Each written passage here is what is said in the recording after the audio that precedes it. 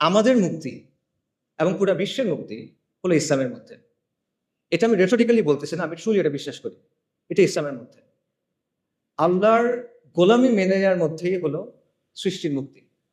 কথাটা অনেকটা প্যারাডক্সিক্যাল লাগতে পারে যে গোলামির মধ্যে মুক্তি কিভাবে, কিন্তু এটাই বাস্তবতা। এটা 100% একটা লজিক্যাল কথা। কেন লজিক্যাল কথা?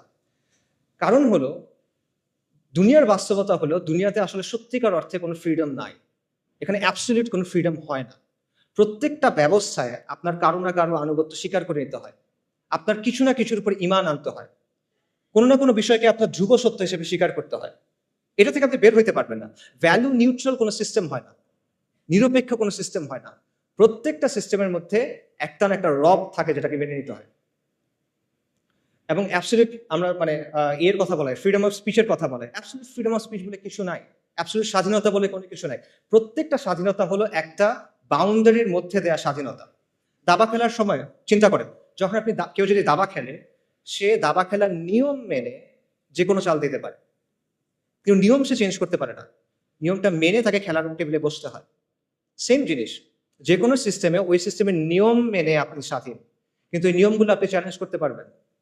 কাজে প্রকৃত অর্থে আসলে কোনো স্বাধীনতা নাই। মানুষ প্রত্যেকটা সিস্টেমে কারো না কারো সামনে সাজদা করে। আমরা করতেছি না, আধুনিক মানুষ করতেছে না। আধুনিকতা আপনাকে রাষ্ট্রের গোলাম বানাইছে, আপনাকে মুক্ত বাজারের গোলাম বানাইছে, আপনাকে নফসের গোলাম বানাইছে।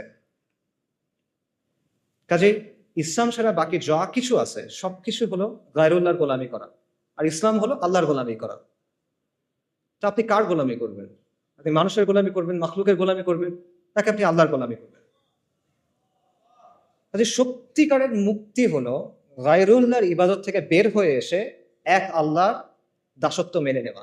যখন আপনি এটা করবেন, তখন আমরা মানুষ হিসেবে আমাদের যে কসমিক রোল, আমাদের যে মহাজাগতিক ভূমিকা আল্লাহ আমাদের জন্য ঠিক করে দিয়েছেন খলিফা হিসেবে, তখন সেটা আমরা পালন করতে পারবো। তখন আমরা পুরো সৃষ্টির সাথে হারমোনিতে আসতে পারবো। আধুনিকতা প্রকৃতিকে ডমিনেট করতে চায়, কন্ট্রোল করতে চায়। এটা করতে গিয়ে সে ক্লাইমেট ক্যাটাস্ট্রফি করে ফেলছেন। কিন্তু আপনি যখন আল্লাহর দাসত্ব মেনে নেবেন, তখন আপনি এটার সাথে হারমোনিতে আসতে পারবেন। এখানেই আপনি প্রকৃত মুক্তি পাবেন। এটা ছাড়া সত্যিকার অর্থে কোনো স্বাধীনতা নাই। আপনার জিডিপি যত হোক, আপনার যতগুলো মেট্রো রেল থাকুক, আপনার যত মাথা পিছু যত ইচ্ছা হোক, আপনার রাস্তা যত সুন্দর হোক, মুক্তি নেই। কমফোর্ট আছে, মুক্তি নেই। তো এখানে আরেকটা কোয়েশ্চেন আছে, সেটা হলো ইসলাম কিভাবে? আমি যদি বলি যে আলটিমেটলি মুক্তি হলো ইসলামে, তাহলে প্রশ্ন আসবে ইসলাম কিভাবে? তো এই কোয়েশ্চেনের অ্যান্সারটাও আমি প্রথম কোয়েশ্চেনের সাথে ট্যাগ করতে চাই। প্রথম কোয়েশ্চেনে আমরা তিনটা বিষয় নিয়ে কথা বলছিলাম: সরকার বদল, সংস্কার আর বিপ্লব। এখন এক এক করে আমাকে বলেন দেখি, সরকার পতনের মাধ্যমে কি ইসলাম আসবে? না, আসা সম্ভব না। এটা একটা সরকার গিয়ে আরেকটা সরকার আসবে, আসলো তো ইসলাম আসবে না। আচ্ছা আমাকে বলেন, সংস্কারের মধ্য দিয়ে আসবে কিনা? সংস্কারের মধ্যে দিয়ে এটা সম্ভব না। কারণ আপনি যে সিস্টেমটার মধ্যে আছেন সেটা হলো একটা সেকুলার লিবারাল, একটা সেকুলার ব্যবস্থা। এই ব্যবস্থাটা মৌলিকভাবে ইসলামের সাথে সাংঘর্ষিক। এখন আপনি কিভাবে সংস্কার করে করে এটাকে ইসলামে নিয়ে যাবেন? ইটস পসিবল না। আমি আপনাকে একটা এক্সাম্পল দিই। সংস্কারের সবচেয়ে বহুল ব্যবহৃত পদ্ধতি কি? ডেমোক্রেসি। ডেমোক্রেসি হলো ইনহেরেন্টলি একটা রিফর্মিস্ট অ্যাপ্রোচ, একটা রিফর্মিস্ট মেথড। ডেমোক্রেসিতে কি করা হয়? একটা ব্যবস্থার মধ্যে মৌলিক বিষয়গুলোর ব্যাপারে আমরা একমত, এর মধ্যে আমরা কিছু পরিবর্তন আনতে চাই, কিছু বিষয়ে মতপার্থক্য আছে, এগুলো আমরা সলভ করতে চাই। এই জায়গায় ডেমোক্রেসি কাজ করে, এবং ডেমোক্রেসি কাজ করে ইনক্রিমেন্টাল বা গ্র্যাজুয়াল চেঞ্জের মাধ্যমে। এখন আপনি আমাকে বলেন, আপনি কিভাবে অ্যাকচুয়ালি এই প্রসেসে সেকুলার রাষ্ট্র থেকে ইসলামী ব্যবস্থায় যাবেন? আমি আপনাদের বাংলাদেশের এক্সাম্পল দিই। বাংলাদেশে যে ইসলামী দলগুলো আছে যারা ডেমোক্রেটিক পদ্ধতিতে অংশগ্রহণ করছে, তাদের সবার ভোট যদি আপনি মেলান কোনো একটা নির্বাচনে, 30টার মতো আসনও তারা পায় নাই। লেস দেন 30, 300টার মধ্যে লেস দেন 30, লেস দেন 10%। ওকে, আচ্ছা, তার মানে তারা যে এককভাবে ক্ষমতা যাবে এটাও আসলে ফিজিবল না। বাট তর্কের খাতিরে আমি ধরলাম এটা হইল। মনে করেন বাংলাদেশের কোনো একটা ইসলামী দল অথবা সবগুলো ইসলামী দলের কোনো একটা জোট, তার 160টা আসন পেয়ে গেল, ক্ষমতায় গেল। আলহামদুলিল্লাহ, অনেকে বলে ফেলবে ঠিক আছে গেল। তারপর কি হবে? তারপর কি হবে? তারপর কিভাবে ইসলাম আনবেন আপনি? আপনি সংবিধান পরিবর্তন করে করে আনবেন? পসিবল না। কি পরিবর্তন করবেন? আপনার সংবিধান আপহেল্ড করতে হবে। এটা শপথ নিয়ে আপনি গেছেন। আপনি যদি বলেন যে ঠিক আছে সংবিধানের মধ্যে আপনি লিখে দিলেন যে কোরআন সুন্নাহ বিরোধী কোনো আইন করা হবে না, তাহলে হয়ে গেল শরিয়া কায়েম? না, হবে না। এর চেয়ে অনেক সুন্দর সুন্দর কথা পাকিস্তানের সংবিধানে আছে, চমৎকার চমৎকার সব কথাবার্তা আছে, but at the end of the day ওটা স্টিল একটা সেকুলার রাষ্ট্র। কাজে সংস্কারের মাধ্যমে আপনি জিনিসটা করতে পারবেন না। এবং দেখেন, এই যে আমরা যে আলোচনাগুলো শুনতেছি বিপ্লব গণঅভ্যুত্থান নিয়ে, ওখানে কিন্তু এই কথাগুলো আসতেছে যে গণ অভ্যুত্থানের বৈধতা আপনি সংবিধান থেকে পাবেন না, গণঅভ্যুত্থান করতে হলে সংবিধানের বাইরে গিয়ে করতে হবে। এই কথাগুলো আসতেছে না? নতুন গঠন করতে হলে পুরনো সংবিধান দিয়ে হবে না। তো আপনি যদি এতটুক কাজ সংবিধানের মধ্যে না করতে পারেন, আপনি সেকুলারিজম থেকে ইসলামী ব্যবস্থায় যাবেন, সেটা আপনি কেমনে সংবিধানের মধ্যে দিয়ে করবেন বা কেমনে এই প্রসেসের মধ্যে দিয়ে করবেন? এটা আনরিয়ালিস্টিক, ইট ইজ পসিবল না, ইম্পসিবল। এখানে আরো অনেকগুলো বিষয় আসলে আছে, অত কথা বললাম না, সময় হয়ে যাচ্ছে। দুটো পয়েন্ট বলি। আপনি দেখেন মিশরে, আলজেরিয়াতে ইসলামিস্টরা ক্ষমতায় আসছিল, কিন্তু ডিপ স্টেট তাদের বিরুদ্ধে কু করছে, তাদেরকে সরাই দিয়েছে। তিউনিসিয়াতে সেম জিনিস হয়েছে, কিন্তু তিউনিসিয়াতে যারা ক্ষমতায় আসছিল তারা ইসলামিস্ট ছিল না, তারা ছিল সাবেক ইসলামিস্ট যারা পরবর্তীতে লিবারাল ডেমোক্রেট হয়েছে, তাদেরকেও কু করে সরাই দিয়েছে। এবং এই ব্যবস্থায় যারা গেছে তারা নিজেরা চেঞ্জ হয়ে গেছে। 1980-র দশকে অনেকগুলো মুসলিম দেশের ইসলামী মুভমেন্টগুলো অনেক তর্ক বিতর্কর পর একটা সিদ্ধান্ত নিয়েছিল যে ঠিক আছে, আমরা ইসলাম কায়েমের জন্য ডেমোক্রেটিক পদ্ধতি ইউজ করব। এটার উদ্দেশ্য কি? আমরা ক্ষমতায় যাব, তারপর আমরা ধীরে ধীরে ইসলাম কায়েম করার চেষ্টা করব। ভালো উদ্দেশ্য। তারপর কি হয়েছে? 40 বছর পর হয়েছে যে আমরা দেখতেছি যে তারা নিজেরা এখন আর ইসলামী রাষ্ট্রের কথাই বলে না। এদের অনেকেই, সবাই না, অনেকেই। এরা এখন কি বলে? এখন তারা বলে কল্যাণ রাষ্ট্রের কথা, ওয়েলফেয়ার স্টেট, প্লুরালিজমের কথা। এরা এখন বলে যে লিবারাল ডেমোক্রেসির কথা।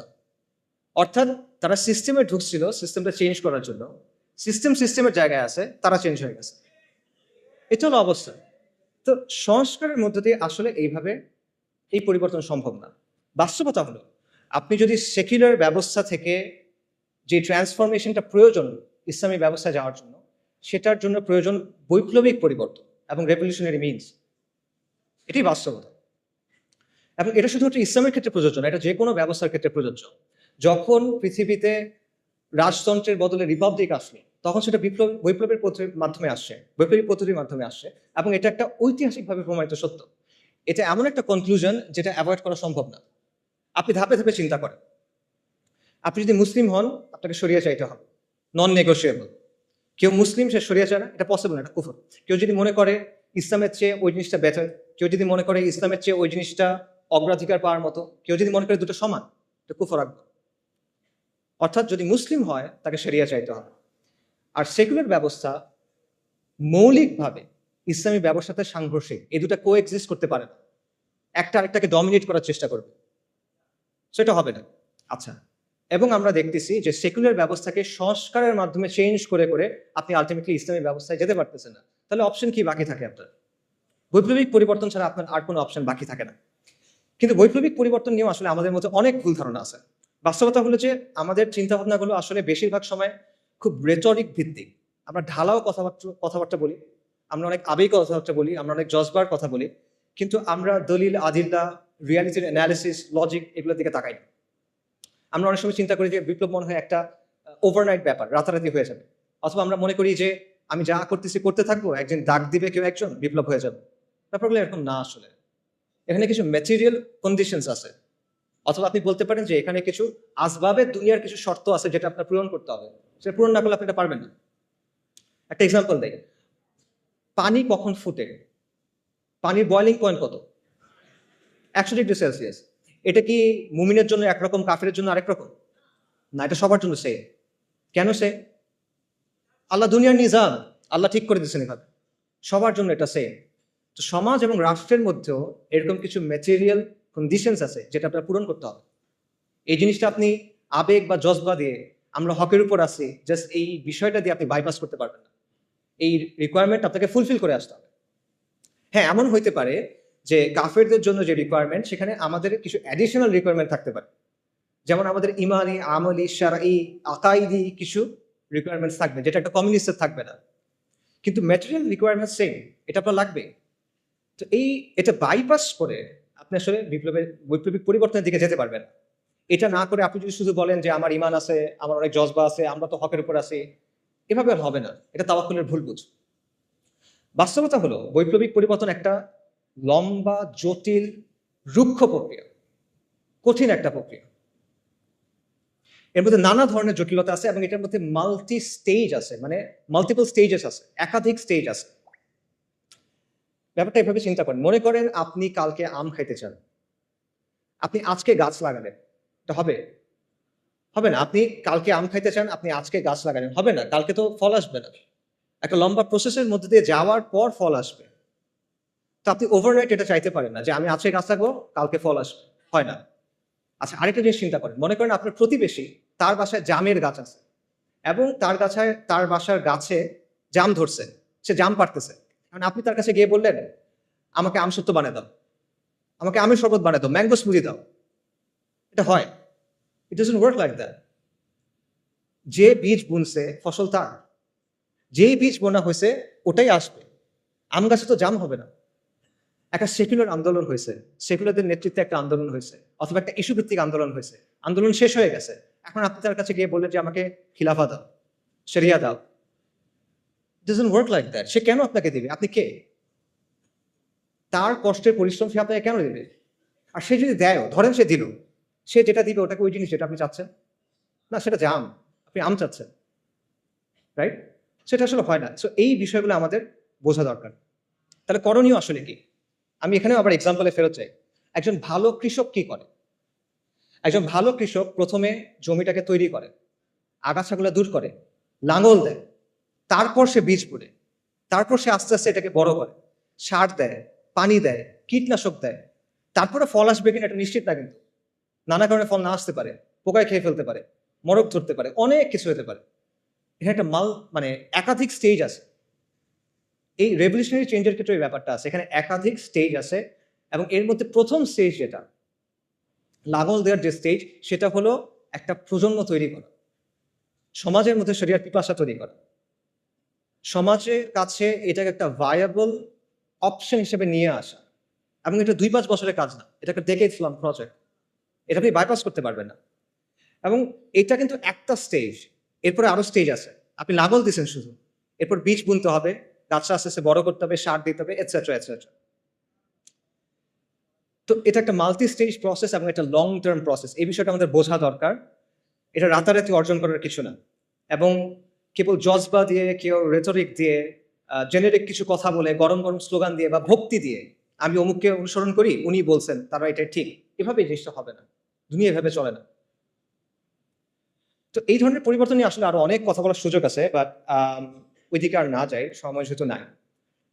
আমি যেটা বলবো সেটা হলো যে আপনি সংস্কারের পথ বেছে নেবেন না বৈপ্লবিক পরিবর্তনের পথ, এটা আপনার ডিসিশন, এটা আমি আপনাকে বলে দিব না। আমি শুধু আপনাকে এইটুকু বলবো যে ডিসিশনটা ভেবে চিনতে নেন, বুঝে শুনে নেন এবং সৎ হন নিজের সাথে এবং অন্যের সাথেও সৎ হন। ধরেন কেউ মনে করলো যে আসলে সংস্কারের পদ্ধতি নিতে হবে, কারণ বাংলাদেশের যে জিওপলিটিক্যাল লোকেশন, আমাদের সমাজের যে অবস্থা, আমাদের প্রতিবেশী দেশ, এরকম অনেকগুলো বিষয় আছে যার কারণে এখানে আসলে বৈপ্লবিক পরিবর্তন সম্ভব না। এটা করতে গেলে লাভের চেয়ে ক্ষতি বেশি হবে। তাই আমি যেটা করব, আমি অল্প স্বল্প ভালোর জন্য চেষ্টা করব, সংস্কারের কিছু চেষ্টা করব। আমার উদ্দেশ্য হবে মুসলিমদের স্বার্থ সংরক্ষণ করা, আমার উদ্দেশ্য হবে আমর বিল মারুফ নাহি আনিল মুনকার। ঠিক আছে, এটা একটা ভায়াবল পজিশন হয়তো হইতে পারে। আপনি এই পজিশন যদি নেন, তাহলে আপনার দায়িত্ব হলো নিজের কাছে স্বীকার করা এবং মানুষের কাছে বলা যে এটা আমার পদ্ধতি, এই পদ্ধতিতে ইসলাম আসবে না, এটা আপনার বলতে হবে। আপনি সংস্কারের পদ্ধতি নেবেন, কিন্তু আপনি বলবেন যে আমি বিপ্লব করতেছি, এটা হলে হবে না। আপনি এমন কোনো প্রতিশ্রুতি দিবেন না যেটা আপনি ডেলিভার করতে পারবেন না। Don't promise something that you can deliver, right? এটা ধোঁকাবাজি, পিওর ধোঁকাবাজি। এই জিনিসটা করে না। আপনি বলেন যে না আমি পারবো, আমি এতটুকু জানি ভাই, আমি এতটুকু করছি, আই ক্যান রেসপেক্ট দ্যাট, কিন্তু যেটা নাই ওটা বলে লাভ নেই। একইভাবে আপনি যদি বৈপ্লবিক পথ নেন, তাহলে রেটোরিক্যাল আলাপ, ভক্তির আলাপ, এই জিনিসপত্রগুলো ছেড়ে দিয়ে আপনি প্র্যাকটিক্যাল রিয়েলিস্টিক আলাপে আসেন, আপনি ম্যাটেরিয়াল কন্ডিশনগুলো নিয়ে চিন্তা করেন, ঠিক আছে? এবং এইসব চিন্তা বাদ দেন যে মনে করেন হঠাৎ কোনো একটা ঘটনা ঘটবে, হঠাৎ ডাক আসবে আর আমরা সবাই রাস্তায় নেমে যাবো, ইনকিলাব ইনকিলাব, ইন্তিফাদা ইন্তিফাদা, না। এটা একটা লম্বা প্রসেস, যেটা আমি আগে বলতেছিলাম। কাজে মোট কথা হলো যে সংস্কার বা বিপ্লব আপনি যেই পথে নেন, it's your choice, no problem, বা বুঝে শুনে নেন, নিজের অবস্থানের ব্যাপারে সৎ হন, ধোঁকা